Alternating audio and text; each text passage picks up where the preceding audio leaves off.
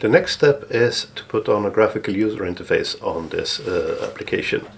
And we're going to do that with the Java Swing and the Java AWT, Advanced Windowing Toolkit libraries.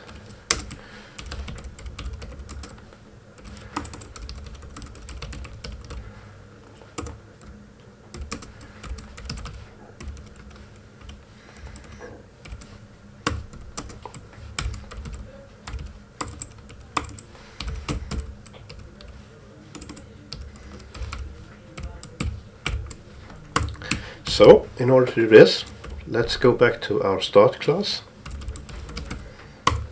And in the end here, we're just going to start a new graphical user interface. And then let's build that afterwards. Let's call this a PhysGUI.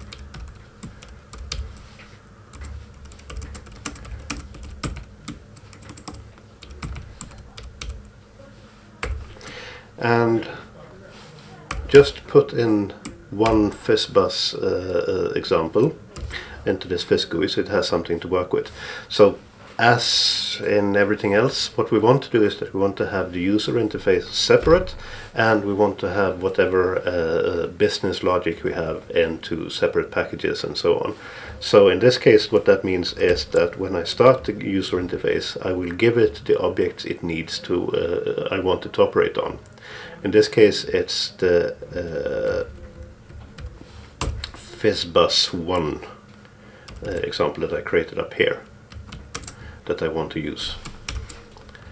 Okay, let's put this into a separate package as well.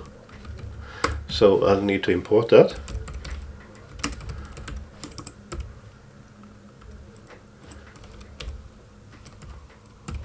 Like so. And let's create that.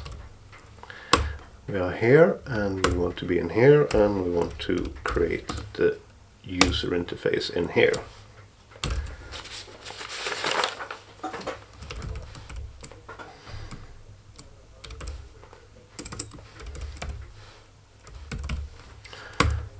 There, and we are in the package.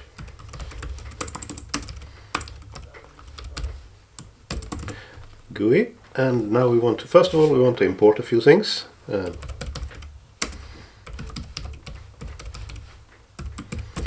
We want to import the Swing library, and we want to import the AWT library.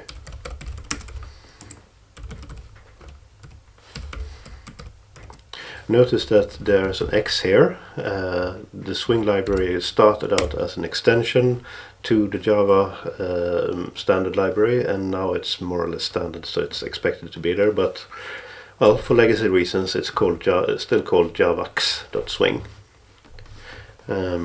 What else? Well, we're going to have a few events. So, and since that is a sub-package to java.awt, I need to import that one explicitly. And of course, I want to have my FizzBuzz interface at least. I don't have to have the actual classes. It's okay if I just have the interface.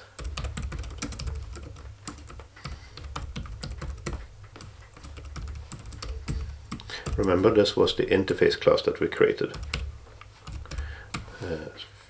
Pick that up. This one, public interface FizzBuzz. And then let's start building the class.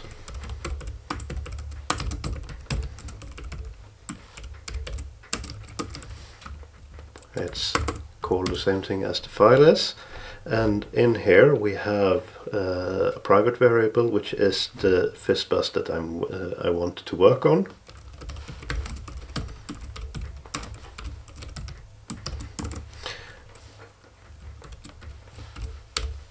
Let's not be lazy with the name there. And we have a constructor, a default constructor.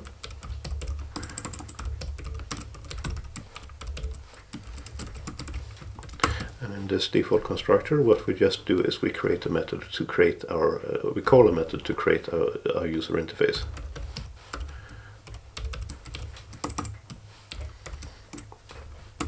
And And why I put that into a separate method is because now I can reuse that same method call in my other constructors as well.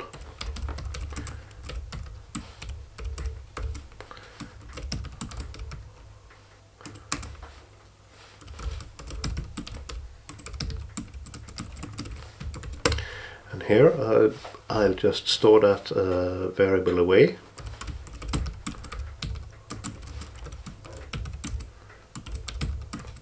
And then create GUI again. The create GUI method.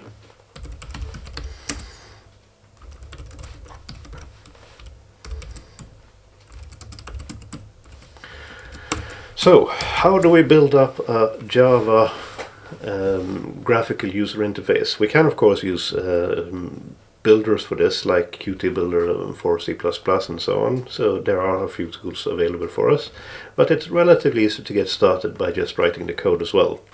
The good thing about doing it yourself is that you get full control over all the variables, and you don't have to inherit a lot of stuff, and you can just do it very streamlined and neat and tidy. So I'm going to do that to just show you that way, and if you want to use a tool to generate your user interfaces, feel free to do that. But this is relatively easy. First of all, let's create a window, and that's done with a JFrame.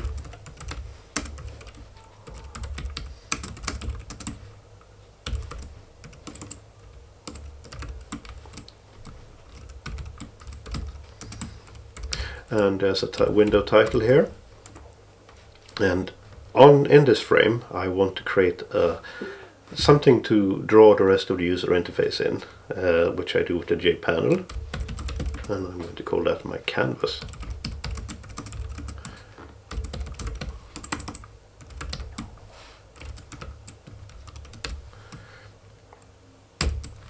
Like this. And what else I want to do? I want to set some limits on my window.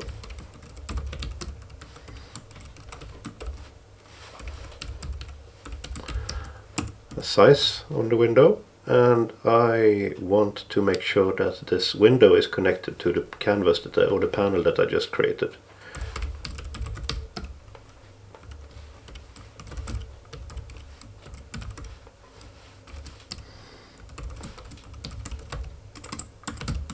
So now they're connected so that the window knows that there is a canvas in its content pane.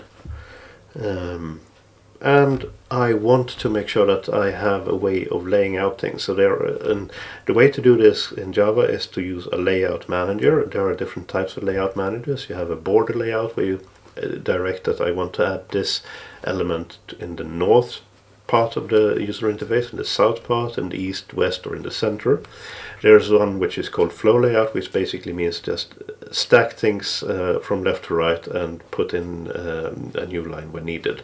That one is relatively easy to use and straightforward, so I'm going to use that one.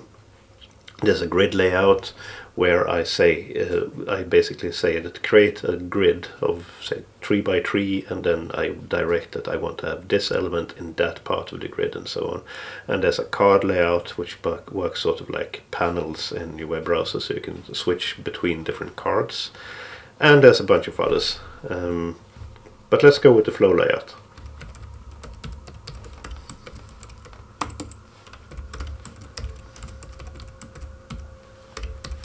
I actually think this is the default one, so I might not even have to decide that I want to use that. But again, for clarity, it's always good to be explicit about these things.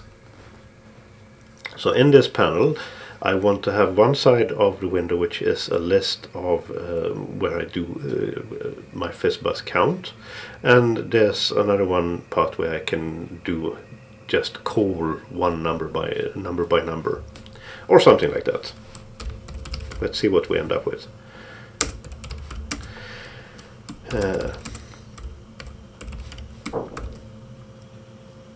And in this list, what do I want to do here? I want to add a default list model, which is, so this JList is just a view of a model.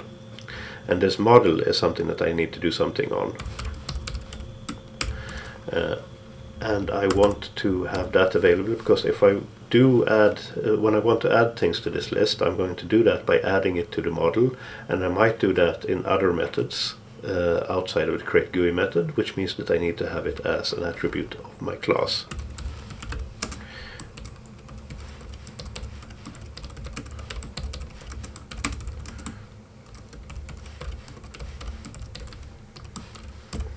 Like so. And what do I want to do with this one? Well, here's a lot of boilerplate code just to make sure that everything works as expected. First of all, I want to make sure that my list is a vertical list, so I add things from top to bottom.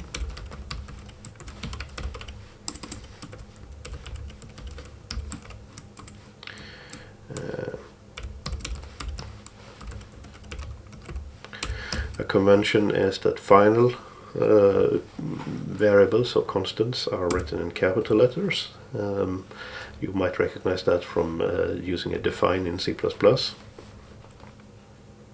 What else do I want to do? I want to say that when I add things to the bottom, it should keep scrolling.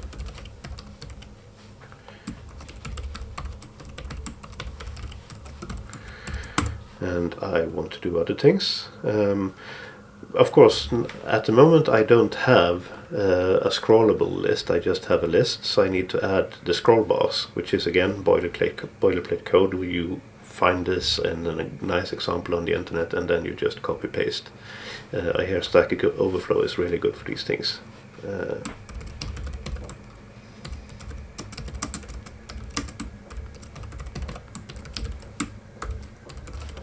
So this is a decoration on my list. And in the scroll panel I want to say that I want to have a certain size of it. Otherwise it'll default to something tiny and not usable. Let's say 100 pixels wide, 400 pixels high. Should do the trick. And then add this to my canvas. And notice that it's the scroll pane that I add, which contains the list. It's not the list itself. What else do I want to have? I want to have a few buttons I can add. I can type in a number and see the call out for that one. This is both a couple of text fields and as well as a button. So I want to put that into a neat little package that I can add as a unit to my canvas. And I will do that by putting it into a panel.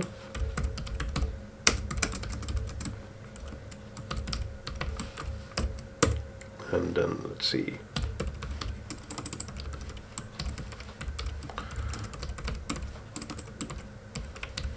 I'm not going to bother a bit with fancy layout at the moment. I'm just going to go with the default flow layout. And I'm going to declare these text fields that I want to have here again as attributes to the class, so that I can access them from outside the create GUI method.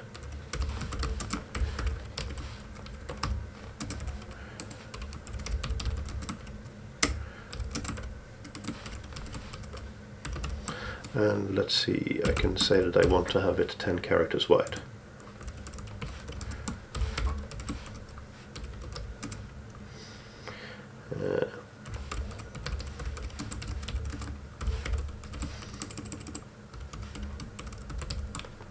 The callout is slightly bigger, so that I can fit a string in there as well.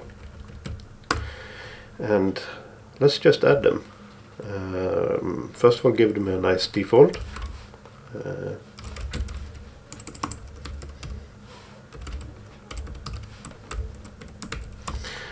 Start with number 1.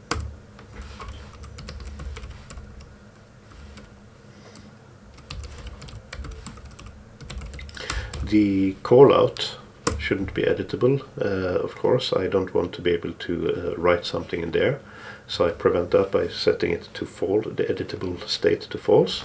And let's add it to the panel now.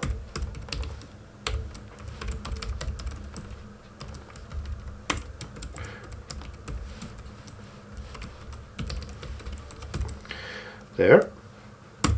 And I also want to have a button so that I can say give a number and then say do a call out for this number.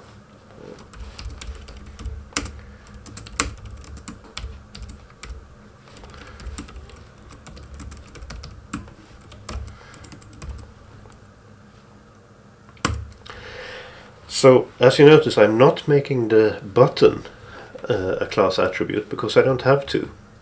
Because what I'm going to do is that I'm going to connect this button to what's called an action listener, which is an object that will just be listening to events that might happen on this button. And what can happen with the button is, of course, that it's pressed.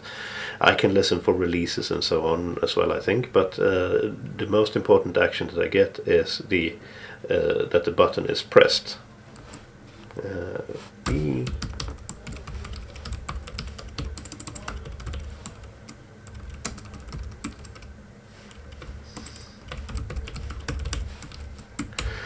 Normally, or in the beginning of Java AWT and so on, there was the best way of dealing with this was to make sure that the class in which I put the button was a button listener or an action listener, which made it rather tricky, because if I had several buttons in my class or in my window, then I needed to make sure that when I got an event, I need to check in that event which button was pressed and do some sort of switch case based on that. This has gotten much easier in later versions of Java, because now I can do nested classes, which I'm going to do in a minute. I'm just going to finalize this method. Add the button to my panel and add this panel to my canvas. And then I'm done and I can show this window.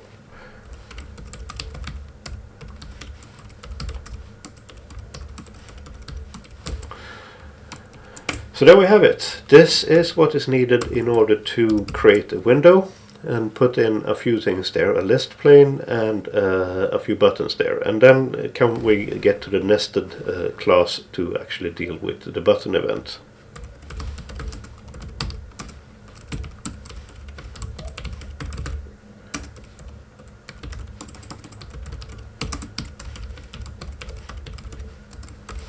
Now the beauty of having it like this is that I can have one private class per button. They all implement the action listener, and I can have the code to deal with that particular button. And because it is a nested class, I have access to everything which is in the main class. So I have the default list model that I created up here, all these attributes up here. My list, my number, my callout, all of those are available to me in this nested class.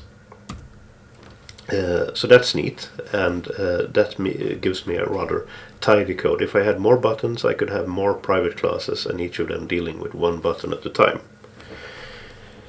So the action listener interface gives me, or requires me, to implement one particular method, the action performed method.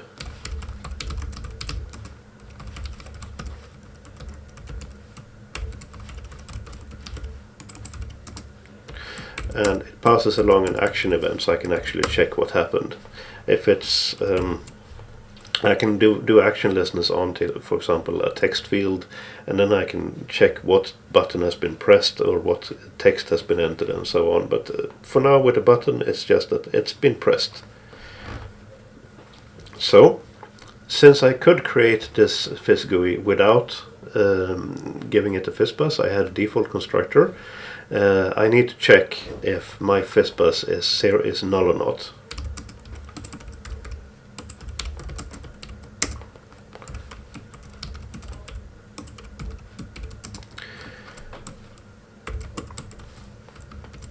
And if it isn't null, let's do something fun.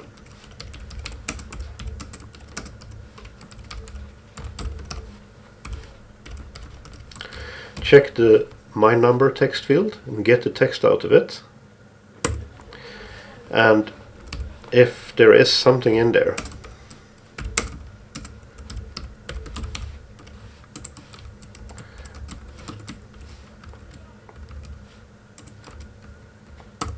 I can do something else with this.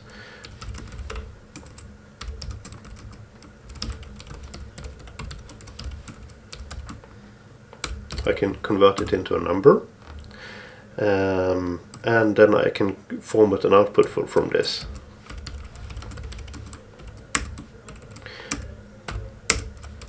Now this construct you will see ever so often in Java, but basically it's an integer, the num, and I want to convert it into a string, and the easiest way of doing that with the built-in data type is to start with the string and then concatenate, because this means that string concatenation will kick in and it will convert this number into a string for me. If I don't do that, there is a risk that Java will tell me that I can't convert this string, the is a string, into a number. So it's easy to just start with an empty string. So I'm actually telling the compiler already from the get-go that I want a string out of this. And what I want to do, of course, with this is to call it with the number that I just got out. If I got something out of it, of course. So now I have a string, which is, well, it's either a number like 0, 1, 2, and then if it's a tree, it'll be fizz, because I was using the default fizz bus, if you remember, in the start class. Then 5 will be a bus, of course. So what I'll get is 0, 1, 2, fizz, 4, bus, and so on and so forth. Now let's get this out to my user interface.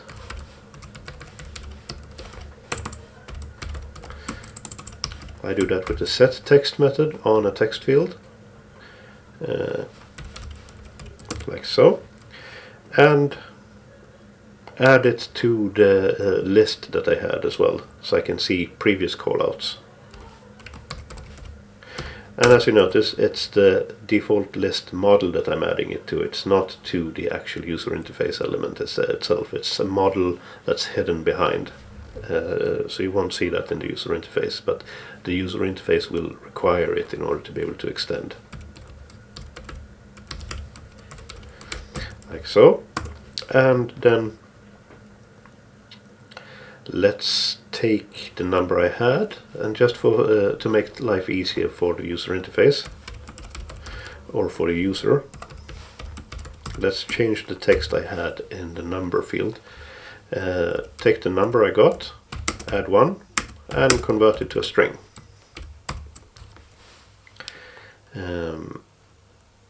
And that should give me, so if it was 1, now it'll be 2, and if it was 3, it'll be 4, and so on.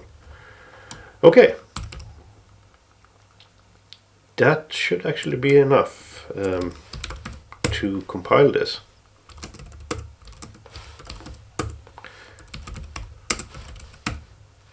Compile this. I get a few warnings, but we can ignore them for now.